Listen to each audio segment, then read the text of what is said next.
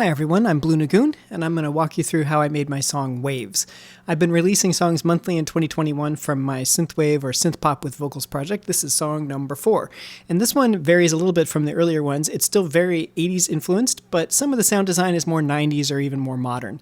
This one doesn't have any guitar in it, and the only acoustic element is the piano that comes in later in the song. The vocals on this one feature Patricia Hull, and this is also the first song I'm putting out where I sing backup vocals.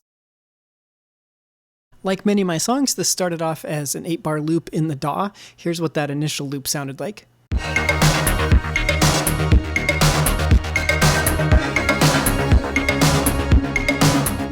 So the two main components there are the growly darksynth style bass and the drums. The drums are from a synthesizer called the Ensoniq SD1. It came out in the 90s. I remember going to the music store and playing it when I was a kid, and I'm very nostalgic for the sounds of that thing, especially the drum sounds. So I searched them out and I used those drum sounds for this song. And as I typically do, once I have that bass loop that I like and some chords, I went to the piano and I wrote the song there. Here's an example from those sessions.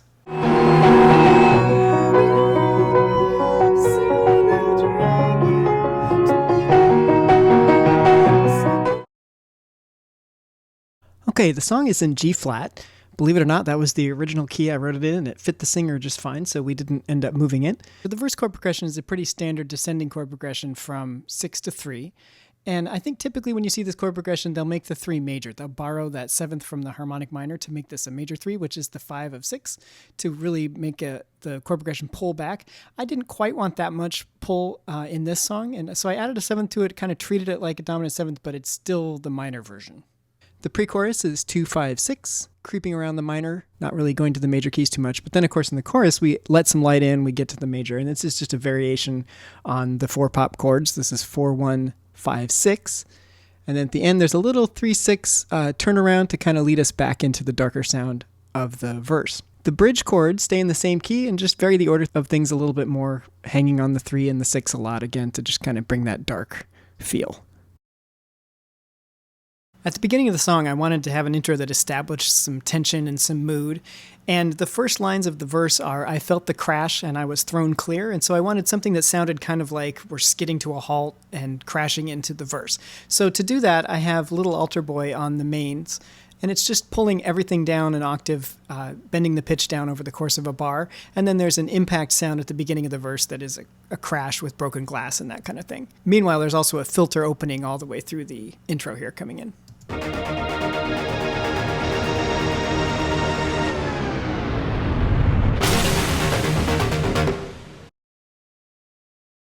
Alright, the main bass sound is split into 2 tracks, and one is a sub-bass track, and one is the higher end of the bass, and that's the one to which I apply all of the crazy distortions and effects and stuff to get that growly sound.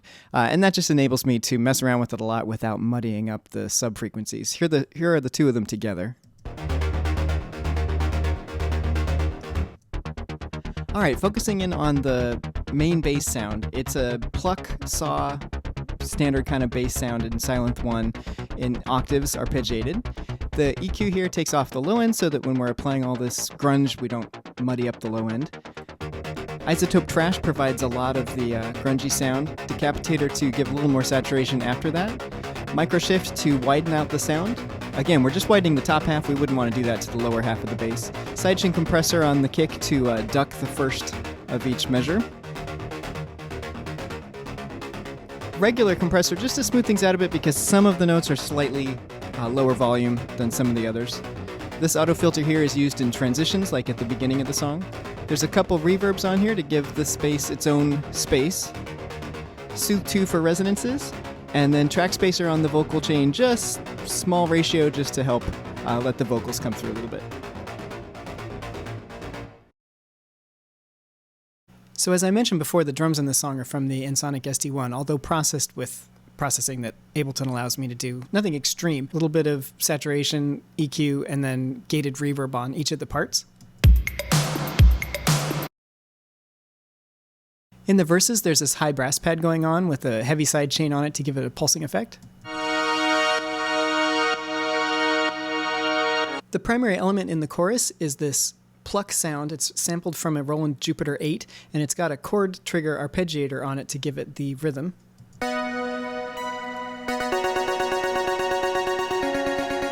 And then because the chorus is all about waves, it has a filter opening and closing slowly over the course of about 4 bars, just enough to give it a little bit of in and out waves motion. We've got auto pan on it to give it some width, EQ, RC20 to give it some wobble and some retro feel, micro shift to widen it out some more to get out of the way of the vocals. The auto filter here is for transitional effects at various times in the song. And then Soothe 2 for resonances, track spacer for the vocal group. And then finally in the chorus I have this synth pad, and if you look at the EQ that's on it, it really is just accentuating one little section here. And I felt like when I got to the mixing process that the chorus lacked a little bit of mid-range. Here it is without. And there it is with.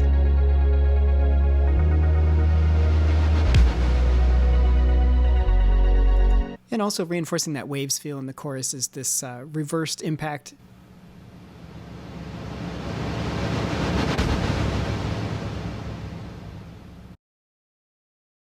So the transition into the bridge has a lot going on. This transition and the bridge itself are both homages to 90s house kind of sounds. The vocal chop does the standard sort of acceleration. I've got a couple riser sound effects. Opening filters on a whole bunch of the different parts.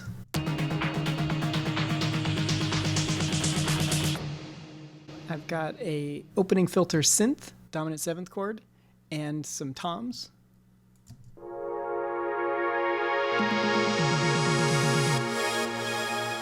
you put it all together.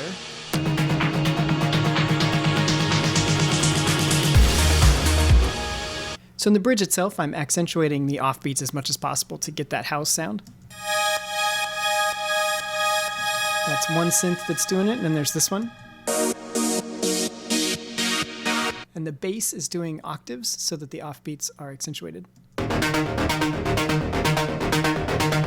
Also mixed into the bridge is this piano sound, and this is basically me doing my sort of rock comping style that I do when I'm writing the song, and I usually don't leave it in the tracks, but in this case, it's barely perceptible in the mix, but when I took it out, something was lacking. And I don't know if I think it's probably just the mid-range that the piano gives, but it also is a little less quantized, a little more human sounding than the rest of the stuff going on in the bridge here. And I think just having that in there somewhere adds to it. Anyway, just sounded good. Here it is by itself.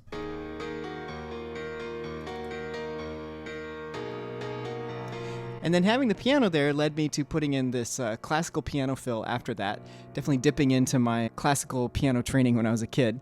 I wish I could say that I did this all in one take with absolutely zero MIDI editing, which that wouldn't exactly be true. But I just really liked the sort of out of left field piano coming in here and then doing this big fancy fill. And I added lots of reverb to make it sound like it was in a classical concert hall.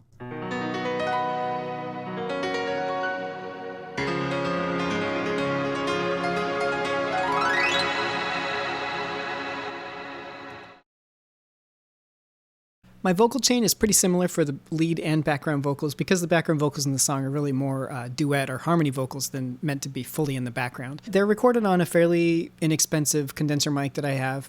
It was a COVID-safe recording setup. We were in separate rooms, didn't actually see each other for the whole time. I use Melodyne for pitch correction and timing correction as needed. High-V compression on it, of course. EQ to roll off the bottom ends, CQ to accentuate the top end, multi-band dynamics as a de-esser, and then a little bit of ambience reverb before I send it to the longer decay reverbs. And then my master fader, I have a little bit of a glue compression on it, a little bit of multi-band dynamics to tame some of the mid-range and boost the lows, it looks like on this one. It's just sort of a pseudo-mastering decision I make depending on how the song is sounding. And then Gullfoss to deal with masking, and that's pretty much it. All right, everybody, thank you for watching. I hope it was enjoyable. If you'd like to listen to the song, there's a smart link below that will send you to whichever site you prefer to watch things on. And if you follow me on those sites, you'll get notified when I have new songs coming out at least each month this year.